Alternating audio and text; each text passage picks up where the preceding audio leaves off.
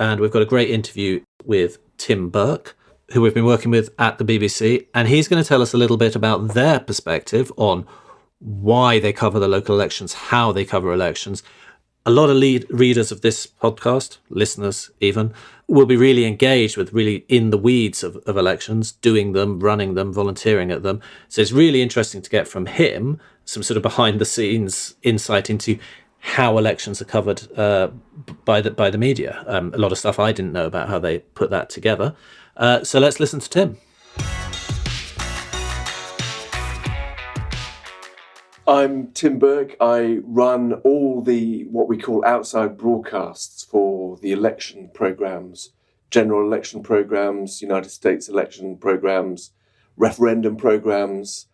I manage how we do all the declarations from the various sites and how they all come into the building and how we put them onto the screen for Hugh to talk about.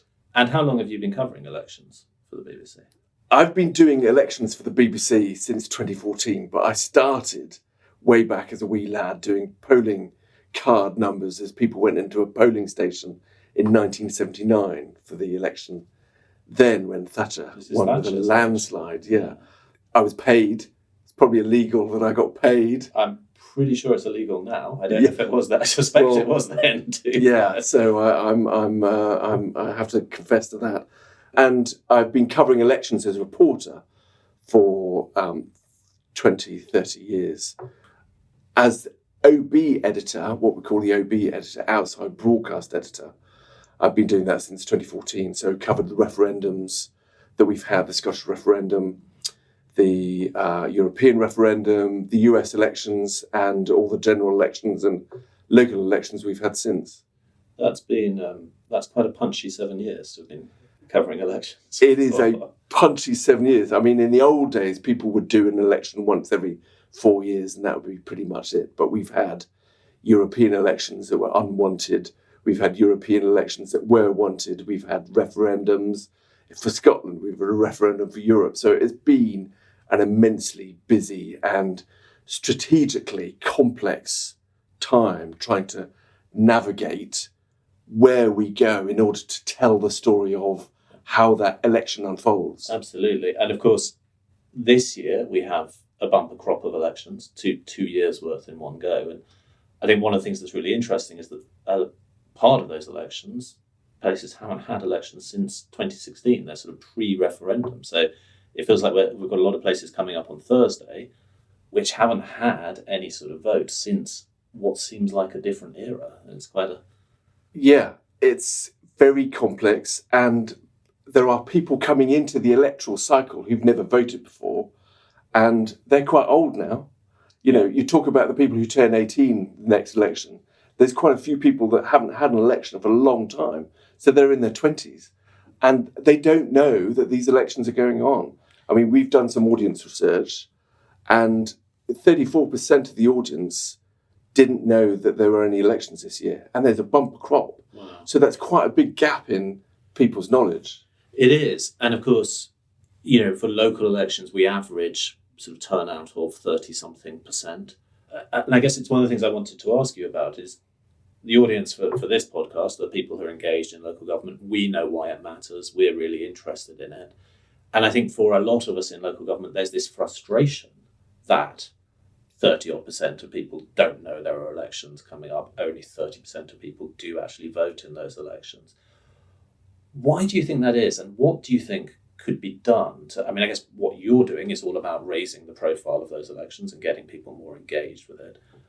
But from the research you've done with your audience, what do you think the keys are to trying to get a better engagement with local elections? It's about how I think you are as a citizen, whether or not you're civically engaged.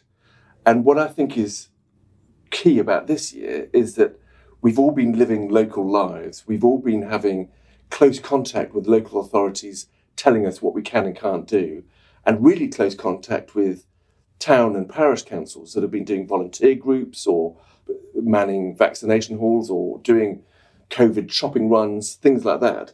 So people have been quite intimate with their local authorities, and yet, come election time, there's this kind of switch off, Yes. And you just think, why is that happening? Where is that coming from? And do you think that's because a lot of people see the council essentially as a sort of, they're very aware of the council, but they see it as a local bureaucracy, a local public service, a bit like the NHS, not as a democratic body that's where the decisions are made by elected people? I think it's partly because people think that councils happens to you rather than you taking part and having a voice within them. I think it's something that you are subject to rather than a citizen that you can engage with. And I think, years back, we had in the 2001 election, the BBC had a big think about why people weren't engaging. And we set up all these new projects to try to get people to bring their campaigns under one roof. It was called ICANN at the time. This is going back a long time ago, before Facebook, before the internet really took off. And it's really about civic engagement and how we can create and help people be better citizens, not by being good, but by being better informed. That feels very important, and it, as you said, doesn't feel like we've made a huge amount of progress in that 20 years.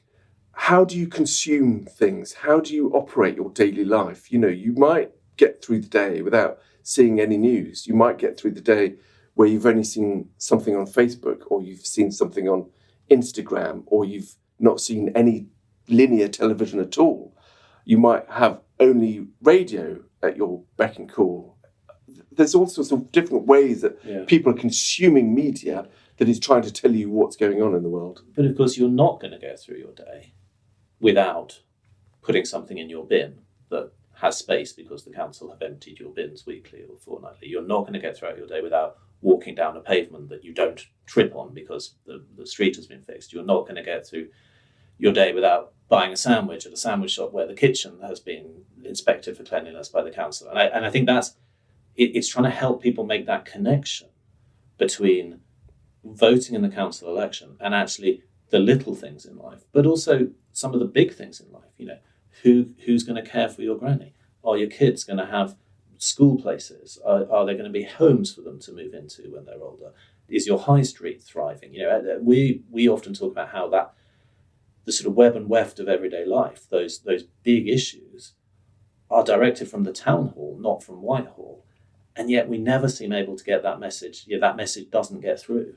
It's really hard, and what we as the BBC have done this year is, because people have had that kind of intimate relationship, although they perhaps don't know that they're that intimate with their local authorities, it is to try to get conversation starters going about who is responsible for doing what you've been experiencing over the last year.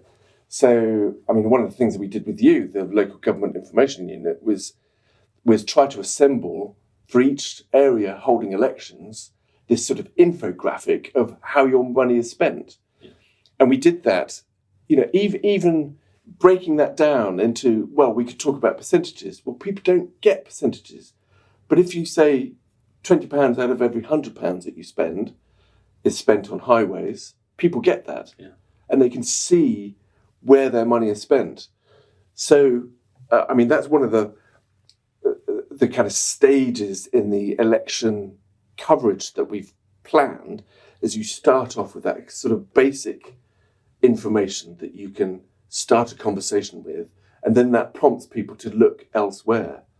And I think people are quite surprised when they see that 70, 80 out of every £100 are spent on caring for people, caring for older people and for vulnerable younger people. And very few, when you put the numbers like that, very few people disagree with that. Well, that's what they want their money to be spent on.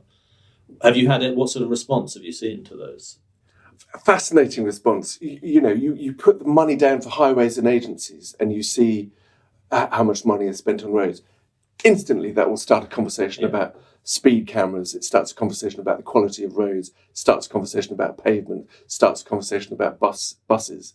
And I've shared these with colleagues, and some people are going, well, in my area, blah, blah, blah. And it immediately starts a conversation, and I'll go, exactly, that's what we want to do.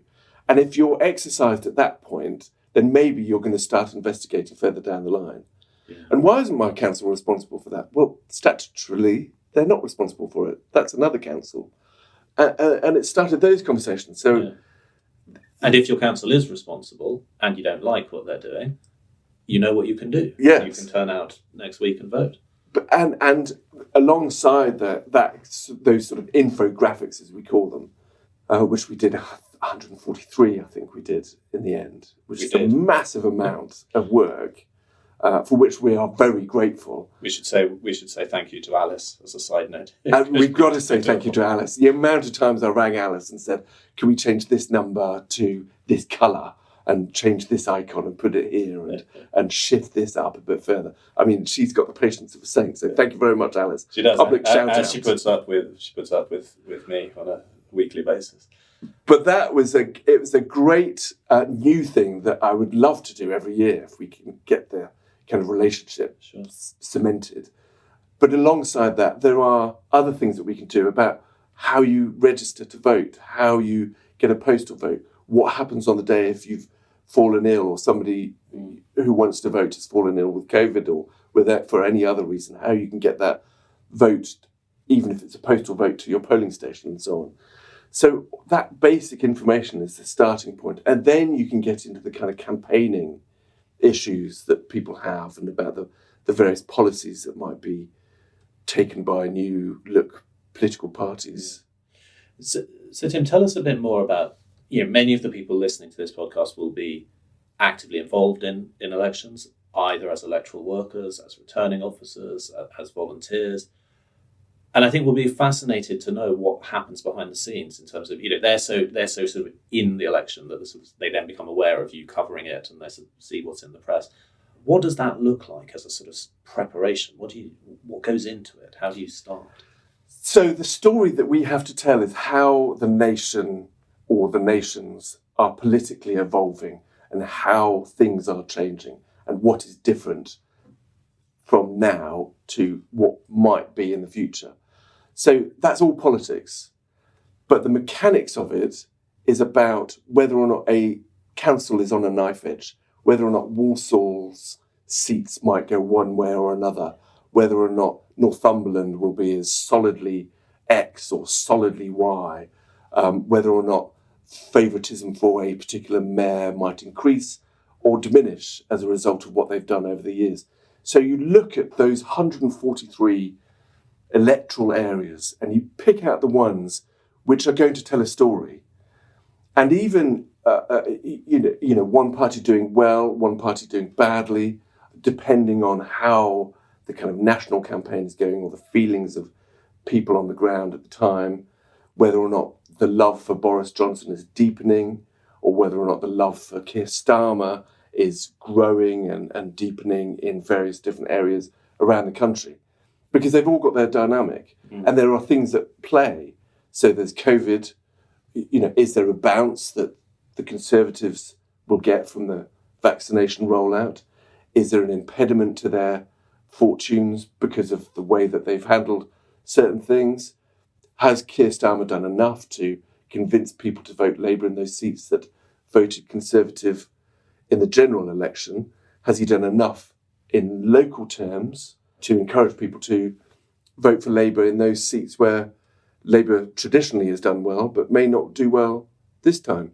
So you have to look at those areas and go, this is interesting for this reason, and I think we should be here.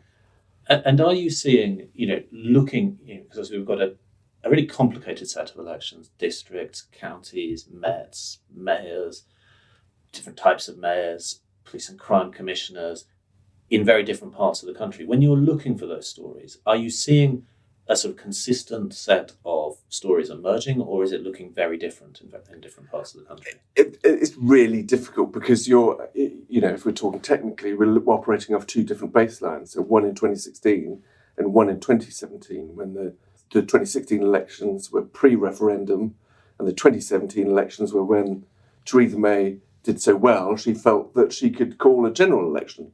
So there's two differing baselines, and because you've got this collision of two electoral cycles where you've got counties and metropolitan districts and non-metropolitan districts and mayoralties and even new councils on the sheet, you haven't got this one consistent message.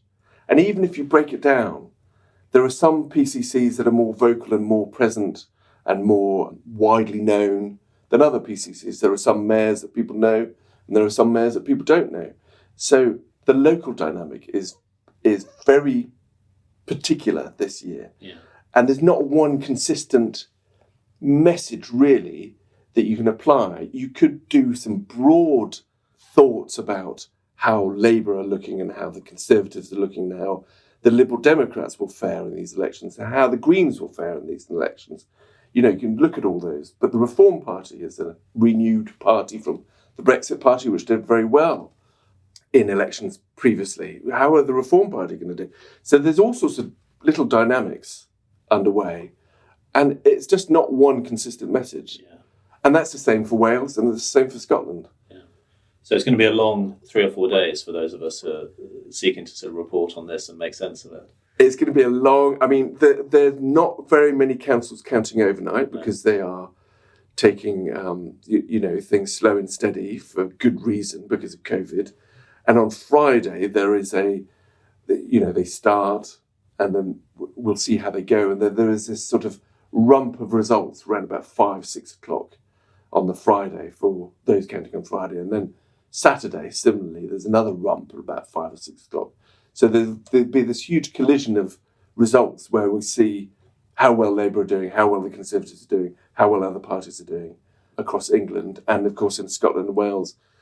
And, of course, layered onto all of that, the massive effort councils are making to make these elections COVID secure, which is putting a lot of them under real pressure. I mean, we're hearing stories about councils sort of pulling out all the stops to get enough staff, to get enough volunteers. It's a really all hands to the deck effort this year. Yeah, it is. And I've a very good relationship with returning officers, I hope, and I hope that continues. But of course, we completely understand the fact that people have to make these provisions, and access to the media is not top of their list because they need to keep their workers and their counters and the politicians and the agents safe. But they're doing everything that they can to. Some are streaming them on Microsoft Teams. Some are giving us balcony shots, things like that. So we're hearing some extraordinary kind of inventiveness in terms of how people, and also those sorts of streaming so that agents can look at ballot papers without all crowding around the same table, and it's incredibly complicated. That raises neatly my final question, Tim, which was, look, we work at LGIU, we work with councils across the UK and indeed across the world. You work with political journalists across the country. The relationship between local government and the media is a really important one, both in terms of accountability and, press holding local administrations to account and transparency. And as you said, in terms of sort of helping people to understand the sort of civic engagement with the council. Do you have any kind of thoughts on, based on your experience of doing this, what are the kind of key ingredients in a good, productive relationship between councils and local reporters? Humour. That's the only thing that makes this thing work, because returning officers and electoral and democratic services, they are, I know how they work and the pressures that they work under and the complaints that they get from members of the public and the complaints that they get from colleagues when they're making a lot of noise around election time, if they're, stapling or banging or filling envelopes or trying to do ballot boxes. And, we have a mammoth job trying to work out where we're going to put a camera, where we're going to put a reporter, where we're going to put a truck, where we might put cables, whether they go through the kitchen window into the women's changing rooms and then out up through the ceiling over the bowling area, Rushcliffe, as you have to do, and I cannot do that without humour. And, that's the most important thing. But the other thing as well is that as long as there's an understanding that we fully respect that the job that they're doing is really important and they respect the job that we're doing is very important, and they do, as long as we remember that, that's the most important things, I think, humour is the only thing that gets us through elections. It's the only thing. let's hope that all those returning officers are still smiling on Monday after the election. If they can laugh while all about them are losing their heads, then, they're not doing the thing wrong. Brilliant. Tim, thank you very much. Pleasure.